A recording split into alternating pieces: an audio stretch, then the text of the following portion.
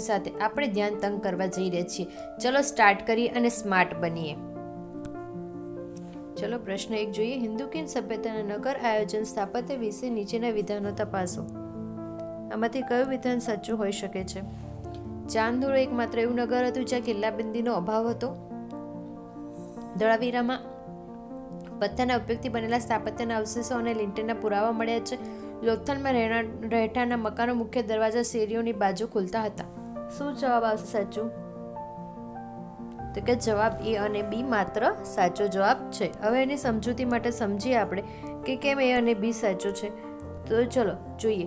તો કે સી વિધાન એટલા માટે ખોટું છે કારણ કે લોથલ એકમાત્ર એવું નગર હતું જ્યાં મુખ્ય દરવાજા છે ને શેરીઓમાં ખુલતા હતા, જ્યારે અન્ય તમામ નગરોના દરવાજા ક્યાં ખુલતા હતા? તો કે પાછલી ગલીમાં ખુલતા હતા. એટલે બી ઓપ્શન આપણો એ ઓપ્શન આપણો સાચો છે. બરાબર. ચલો આગળ જોઈએ. પ્રશ્ન નંબર 2. હડપ્પા લિપિ સંદર્ભમાં નીચેનામાંથી કયું વિધાન અયોગ્ય છે? શું આવશે જવાબ? અયોગ્ય પૂછ્યું છે, જે યોગ્ય નથી. તો કે ચોથું ઓપ્શન. કેમ? તો કે મોહેંજો-દડોમાંથી 10 અક્ષરોનું સાઇનબોર્ડ એ વિશેષ જોડણી સૌથી જૂની જાહેરાત મનાય છે, પરંતુ એ ત્યાં ક્યાં મોહેંજો-દડોમાંથી? એ ક્યાંથી મળ્યું હતું? તો કે ધોળાવીરા કચ્છમાંથી મળ્યું હતું. બરાબર. ધોળાવીરાના કચ્છમાંથી 10 અક્ષરોનું સાઇનબોર્ડ મળ્યું હતું. પ્રશ્ન 3. સિંધુકીની સભ્યતાના વેપાર સંબંધો વિશે વિચાર કરો. શું આવશે જવાબ? તો કે આપેલ તમામ. બરાબર. સમજ માટે જમે તો મેસોપોટેમિયા સાથેના વેપારિક સંબંધોમાં દિલમુન એટલે બહેરીન મહત્વનું સ્થળ હતું. તો કે હા હતું. કાસુ બનાવવા માટે ટીન ઈરાન અફઘાનથી મંગાવવામાં આવતું હતું. તો કે હા. એટલે 3 વિધાનો સાચા છે. બરાબર. આગળ જોઈએ. નીચેનામાંથી કયા સ્થળેથી શબ પેટીમાં દફન વિધિના પુરાવા મળે છે જે વિદેશી પ્રભાવ સૂચવે છે?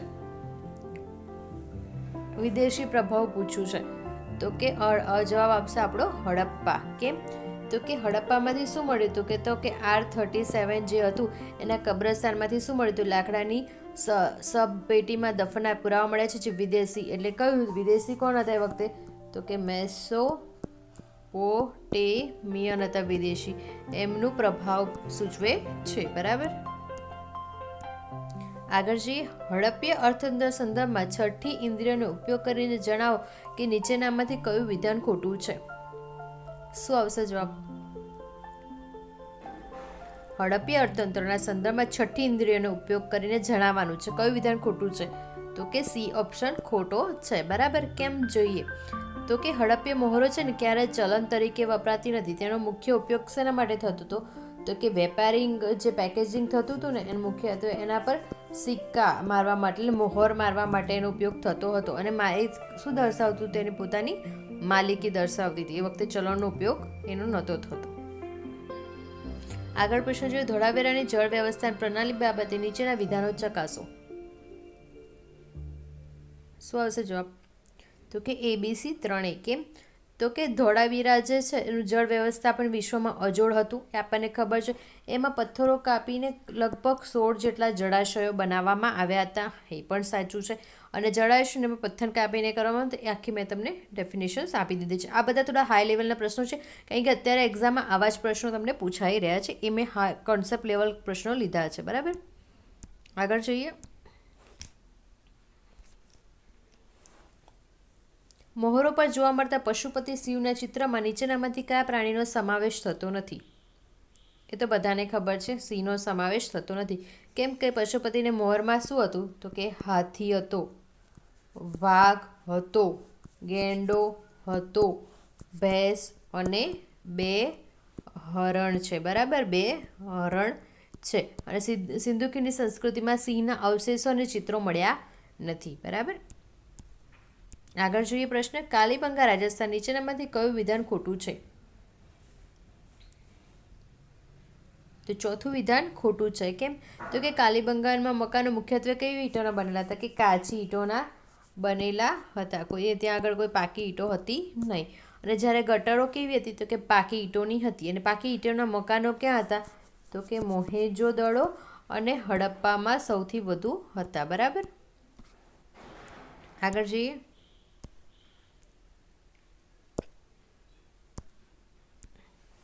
હડપ્પીય ધર્મ અને માન્યતા વિશે નીચેના પર ધ્યાન આપો. શું આવશે જવાબ? તો કે A, B, C તમામ. સમજીએ તો મંદિરોનો અભાવ, માતૃદેવીની મૂર્તિઓ, મૃતદેહો સાથે જીવન જરૂરી વસ્તુઓ દફનાવવાની અને પુનર્જન્મની માન્યતા હતી. એ વખતે એ લોકો એવું માનતા હતા. બરાબર, એટલે બધી માન્યતાઓમાંથી સાચી છે.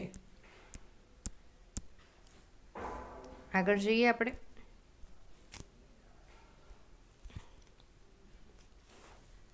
સૂચિ 1 સ્થળ છે અને સૂચિ 2 શોધ છે, તો યોગ્ય રીતે જોડવાના છે આપણે. તો શું આવશે? સુરકોટડા ક્યાંનું હતું? સુરકોટડા એ ઓપ્શન. એની સામે શું આવશે? સુરકોટડા હતું. બરાબર, સુરકોટડાની સામે શું હતું? સુરકોટામાં શું હતું? તો કે ઘોડાની અસ્થિ હતી, એટલે એની સામે શું આવશે? બીજો ઓપ્શન. બરાબર, બી છે. બીની સામે શું છે? તો કે ચાંદહુડો. ચાંદહુડોની સામે શું આવે? તો કે ચાંદહુડો ક્યાંનું હતું? તો કે ચાંદહુડો હતું મણકા બનાવવાનું કારખાનું હતું. બરાબર, મણકા બનાવવાનું કારખાનું, એટલે શું આપશે ઓપ્શન? એક ઓપ્શન સાચો છે. બરાબર, સી પર વાત કરીએ તો શું છે? રોપર. રોપર ક્યાં હતું? તો કે રોપર હતું કૂતરાના માલિકની સાથે દફનાવવાની જગ્યા, એટલે IV. બરાબર, ડી ઓપ્શન છે આપણું ચોથું છેલ્લું, દાયમાબાદ. દાયમાબાદ ક્યાં આવ્યું હતું? તો કે તાંબાનું રથ હતું, એટલે આપણો શું આવશે? 3. બરાબર, હવે જુઓ આમાંથી જવાબ કયો સાચો પડે છે? 2 વાળા 2 ઓપ્શન છે, બીમાં I પણ 2 ઓપ્શન છે, પછી C. Okay, option number A right answer આપણો થાય છે. બરાબર, ચલો આગળ જોઈએ. હડપ્પા સંસ્કૃત કલાના સંદર્ભમાં કાંસાની નરકતીની મુદ્દતી કઈ પદ્ધતિથી બનાવવામાં આવતી હતી? આ તો બધાને ખબર હશે કે નથી ખબર? તો કે પથ્થર કોતરીને. હડપ્પીય કલામાં કાંસાની નર્તકી સુરકોટડામાં ઘોડાની અસ્થિ, સોરી પથ્થર કોતરીને, લોસ્ટ વેસ્ટ કાસ્ટિંગ મતલબ મધુ ઉચ્છેદ વિધિથી બનાવવામાં આવતી હતી. આમાં શું તે મીણનું બીબું બનાવી અને ઓગાળીને ધાતુ તેમાં ભરવામાં આવતી હતી. આ પદ્ધતિ આજે પણ હજી પણ પ્રચલિત છે. બરાબર, બી ઓપ્શન રાઈટ આન્સર છે. ઓકે, એટલે સેકન્ડ 2 નંબર. બરાબર, નીચેનામાંથી કયું વિધાન સિંધુ ખીણની સંસ્કૃતિના લોકોના સામાજિક જીવન વિશે સાચું નથી? તો કે ત્રીજો ઓપ્શન એ છે. બરાબર, સાચું નથી. કેમ? કારણ કે હડપ્પીય સમાજમાં વ્યવસાયિક વિભાજન હતું. એમાં શું હતું એ વખતે વિભાજનમાં? તો કે શાસક હતું વિભાજનમાં, વેપારી હતું અને મજૂર હતું. બરાબર, પણ જન્મ આધારિત વન વ્યવસ્થાનો બિલકુલ અભાવ હતો. એ વખતે કોઈ વન વ્યવસ્થા ચાલુ થઈ હતી નહીં. બરાબર, ચલો આગળ જઈએ. લોથલ બંદર વિશે નીચેનામાંથી કયું ભૌગોલિક રીતે અત્યંત ચોક્કસ છે? શું છે જવાબ સાચો?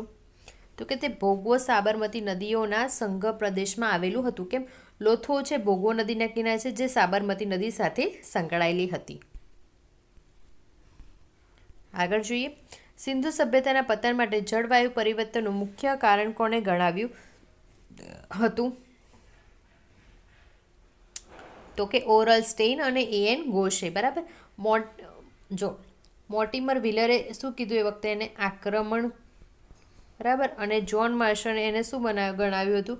તો કે એને પૂર ગણાવ્યું હતું. બરાબર, આગળ જોઈએ. નીચેનામાંથી કયું હડપ્પીય સ્થળ તેથી સ્ત્રય નગરીય આયોજન માટે જાણીતું છે? તો કે ધોળાવીરા. કેમ? તો કે કિલ્લો હતું, મધનગર હતું ને નિષ્ણુ નગર હતું. આની PDF ઓલરેડી મેં મારી ચેનલ પર અપલોડ કરી છે. ધ એક્ઝામ ઓરેકલમાં તમને આની PDF મળી જશે. અને જો તમારે ના મળે તો તમે ડાયરેક્ટ ટેલિગ્રામમાં સર્ચ કરજો અથવા ડિસ્ક્રિપ્શન બોક્સના નીચે પણ મેં લિંક આપી દીધી છે. બરાબર, આગળ જઈએ. હડપ્પીય લોકોના પશુપાલન વિશે નીચેનામાંથી કયા પ્રાણીના પુરાવા વિવાદાસ્પદ અથવા નહિવત છે? તો કે ઘોડો. બરાબર, સી ઓપ્શન આપણો રાઈટ આન્સર છે. તો કે સુરકોટડા અને લોથલમાંથી ઘોડાના અવશેષો મળી આવ્યા, પરંતુ તે સભ્યતાનું મુખ્ય પાલતુ પ્રાણી નહોતું. તેના અસ્તિત્વ પર ઇતિહાસકારોમાં હજી પણ મતભેદ છે. બરાબર, આગળ જઈએ. હડપ્પીય મકરમાં વપરાતી ઈંટોનો રેશિયો શું હતો? ચોક્કસ રેશિયો. તો કે 1:2 બી ઓપ્શન, અરે હા, બીજો નંબર સાચો છે. 1, 2 છે. જેમ કે કારણ કે એમાં શું હતું, ઈંટોની શું હતી, તો કે ઈંટોની જાડાઈ, ઈંટોની પહોળાઈ અને લંબાઈ. બરાબર, લંબાઈ. બરાબર. એક દાખલા તરીકે તો કે ગણીએ તો 7 સેન્ટીમીટર ગુણ્યા 14 સેન્ટીમીટર ગુણ્યા 28 સેન્ટીમીટર. બરાબર, એવી રીતે ગણવામાં એક્ઝામ્પલ આપ્યું છે તમને એક. બરાબર, આગળ જોઈએ. રાખી ગળી હરિયાણા વિશે નીચેનામાંથી વિધાનો ધ્યાનમાં લો. શું આવશે જવાબ? તો કે તે ભારતનું સૌથી મોટું હડપ્પા સ્થળ છે. સાચું છે. તે અહીં હડપ્પા સંસ્કૃતિ 5 તબક્કાના પુરાવા મળે, તો કે સાચું છે. અહીં મળેલ ડીએનએના આયોના બહારથી આવવાના સિદ્ધાંત પડકારે છે. હા, સાચું છે. એટલે આપેલ તમામ સાચા છે. તો કારણ કે રાખી ગળી હરિયાણામાં આવેલું છે, ભારતનું સૌથી મોટું સાઇટ છે, જેને તાજેતરમાં મોહેજો દડો કરતાં પણ મોટા પુરાવા હોવાનો પુરાવા આપ્યા છે. બરાબર, આગળ જોઈએ. હડપ્પા કલામાં વપરાતા સ્ટીટાઇટ વિશે શું સાચું છે? શું આવશે જવાબ? તો કે નરમ પથ્થર સેલખડી બનતું હતું, જે મહોરો બનાવવા. સ્ટાઇટાઇટ એટલે સેલખડી નરમ હોવાથી તેના પર શું કે ઝીણી ઝીણી કોતરણી કરવી લગભગ સરળ હતી. તેથી 90% જેટલી મહોરો તેમાંથી બનેલી હતી, કારણ કે એને કોતરી શકાતું હતું સરળતાથી, એટલા માટે. આગળ જોઈએ. અંતિમ પ્રશ્ન. સિંધુકીની સભ્યતાની ગટર વ્યવસ્થા બાદ નીચેનામાંથી કયું વિધાન સૌથી તાર્કિક છે? તો ગટર વ્યવસ્થામાં શું સાચું હોઈ શકે? તો કે દરેક ગટર નાનો મુખ્ય ગટર સાથે જોડાતી હતી અને તેને સૂકા ખાડા પણ રાખવામાં આવતા હતા. ગટર વ્યવસ્થામાં શું હશે? એમાં છે ને મેન હોલ. મેલ હોલને આપણે શું કહીએ? તો કે નરમોખા. નરમોખા. બરાબર, નરમોખા હતા, જેથી કચરો એકઠો થાય અને પાણી આગળ નીકળી જતું હતું. આવી વ્યવસ્થા તે સમયની મેસોપોટેમિયા કે ઇજિપ્તિયન સંસ્કૃતિમાં પણ નહોતી. જો તમને આ વિડીયો, આ ક્વેશ્ચન્સ જો તમને વેલિડ લાગ્યા હોય તો પ્લીઝ લાઇક, શેર અને સબસ્ક્રાઈબ કરજો. તમારા મિત્રો જે પણ જીપીએસસીની તૈયારી કરતા હોય એમને શેર કરજો, અને સબસ્ક્રાઈબ કરશો તો મને પણ મોટું મોટિવેશન મળશે. અને પ્લીઝ ડેલી હું ઓલ્ટરનેટ ડે આના લોંગ વિડીયોઝ અપલોડ કરતી રહીશ, અને ડેલી એક રીલ આવતી રહેશે. તો પ્લીઝ સબસ્ક્રાઈબ કરી દેજો, જેથી જેવો નવો વિડીયો પડે તમને નોટિફિકેશન મળી જાય. Thank you so much.